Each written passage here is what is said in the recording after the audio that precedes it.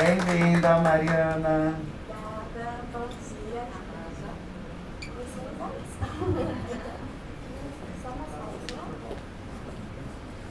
Bom dia! Bom dia! É fraco, né? Bom dia! Bom dia! Melhorou! Bom dia, pessoal. É um prazer estar aqui palestrando para vocês sobre um assunto que eu gosto muito, que é química. Alguns rostinhos aqui são familiares, né? Foram minhas alunas, né? Lourdes está ali, Sandra está ali atrás, né? E já conhecem a minha paixão por química, né? Eu sou técnica em química, sou esteticista, cosmetóloga e sou biomédica. Então, a palestra hoje ela vai ser um pouquinho técnica, mas de fundamental importância para que vocês entendam o que vocês estão colocando dentro da pele do cliente de vocês. Tá bom? Então, a gente vai falar um pouquinho sobre o que muita gente acha que é um vilão, que é o dióxido de titânio, tá? Então vamos descobrir se ele realmente é um vilão, se ele realmente é um mocinho, como é que a gente pode trabalhar com ele com segurança, onde é que a gente encontra ele. Ele é bem mais,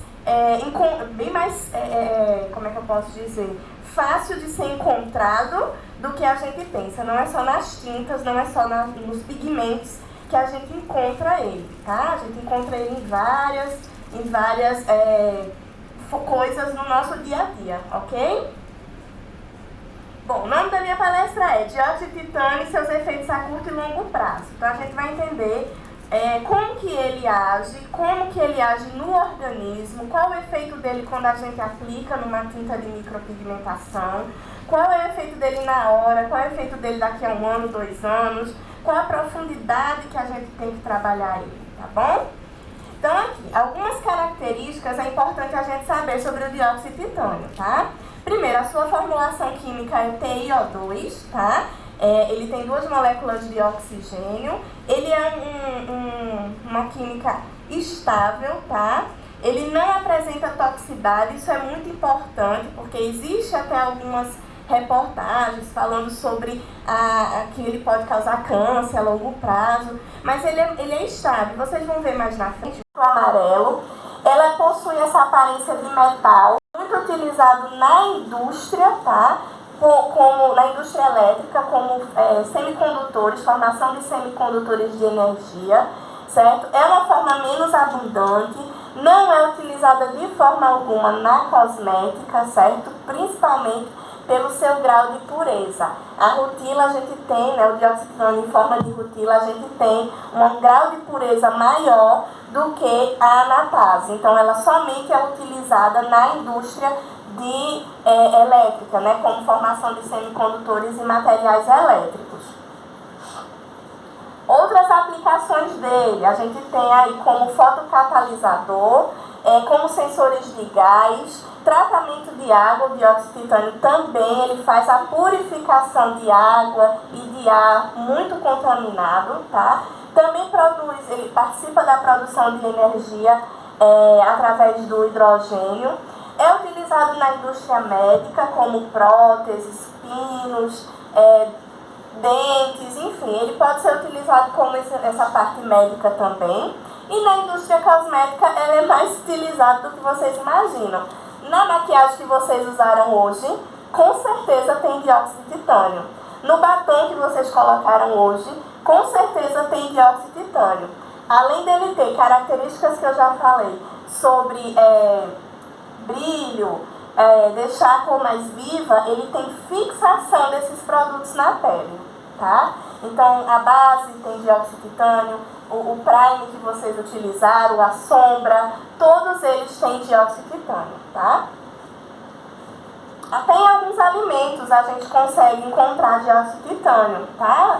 A Anvisa, no Brasil, é permitido utilizar dióxido de titânio em alguns alimentos, como forma de branqueamento, como forma até de conservação, tá? E purificação.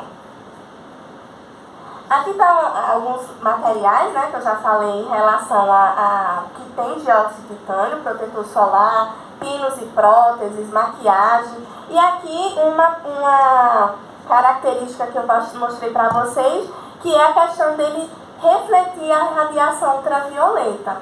Isso aqui é interessante vocês saberem, por quê? quando a gente põe a tinta no rosto lá do cliente, seja na sobrancelha ou no lábio, a gente vai ter o quê? Radiação solar muito mais ativa do que em outras partes do corpo. E essa radiação, não sendo absorvida, faz com que esse pigmento não sofra oxirredução, ou seja, não haja interação com o meio externo, tá? Mais clara, branco, bege, né? As tintas mais claras, eles querem ver a cor aparecer. E é o pior erro que o micropigmentador faz. É ver a cor aparecer na hora. Por quê? A gente tem que lembrar que os pigmentos com dióxido de titânio, eles são transparentes na luz solar, tá? Eles não mostram sua cor ali na luz natural. E aí a pessoa vai lá, coloca, daqui a pouco tá o quê? Dessa maneira. E, infelizmente, nesse caso aqui, ela precisa fazer remoção, não vai voltar como era, porque quando fizer uma retirada com laser, a temperatura vai oxidar o pigmento, vai levar a uma cor de amarelo, a azulado, a preto, ou seja, a pessoa aqui vai levar muitos anos para tratar isso, se conseguir remover. Depois que faz o laser, quando sofre alguma alteração na cor, existe algum outro método químico que possa retirar isso? O próprio organismo é que ele vai ter que fazer esse trabalho, tá? Porque a gente está falando de um pigmento altamente E estável. o plasma? Oi? O plasma vai ajudar nessa espinha? Então, o plasma ele é uma corrente gerada, vai gerar calor também, né? Vai melhorar? Vai ficar menos pior do que tá, né? Mas ele vai também acontecer uma oxirredução. Esse pigmento amarelinho, foi ele que fez? Não, aqui é só porque uma... eu uso essa marca, eu fiquei assim, né? Não. Aqui não é questão de qual pigmento foi usado, tá? Aqui a questão é como ele foi aplicado, tá? Não estou falando que o pigmento ele é o vilão, tá? Ele pode ser usado de diversas formas para corrigir, ser um coringa pra gente. Mas a forma errada de aplicação pode levar a intercorrências como essas. Professora, nesse caso aí, se usasse o microagulhamento, funcionaria? Talvez porque a gente poderia utilizar o processo biológico da fagocitose, né? Que é o próprio organismo tentar expulsar. Mas mais na frente eu vou falar para vocês que não é tão fácil o organismo expulsar o pigmento por uma característica que só o dióxido de titânio tem. Aqui, que é a sua interação com o organismo humano, ela faz parte do mesmo grupo químico, a química inorgânica ela não faz parte. Por esse motivo, ela é mais fácil de ser removida, exceto o dióxido de titânio, tá?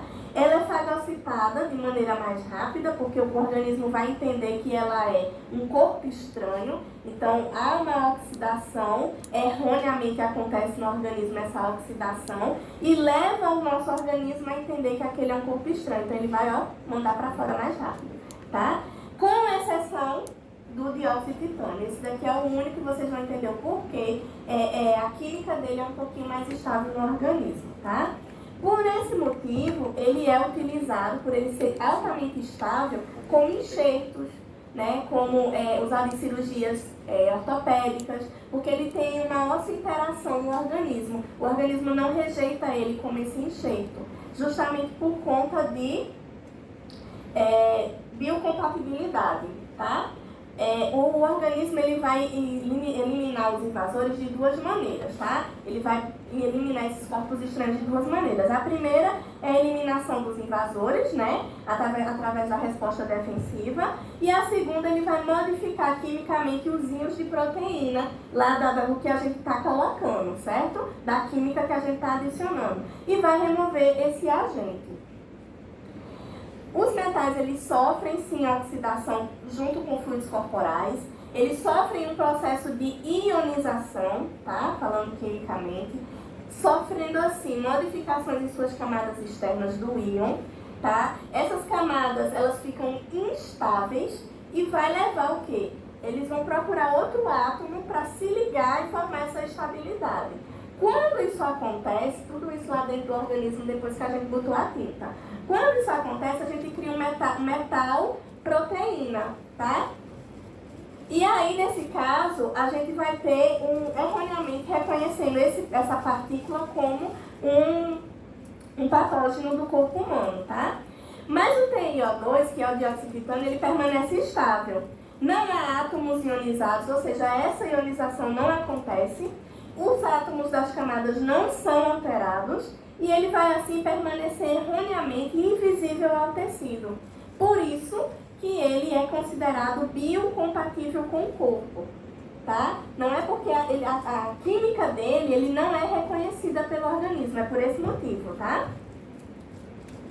E aí, eu coloquei alguns exemplos de camuflagem que geralmente é feita de forma errada. E aí eu pergunto a vocês, como vocês acham que vai ficar essas camuflagens a longo prazo?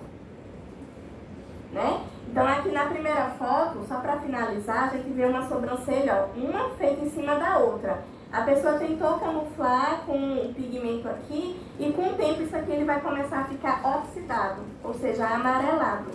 Então em vez de ter duas sobrancelhas, a pessoa vai ter uma sobrancelha bem feita, mas ao redor dela um pigmento amarelado, né? Então esteticamente não é legal. Aqui houve uma migração de pigmento, a pessoa tentou corrigir e acabou ficando também avermelhado, felizmente, né?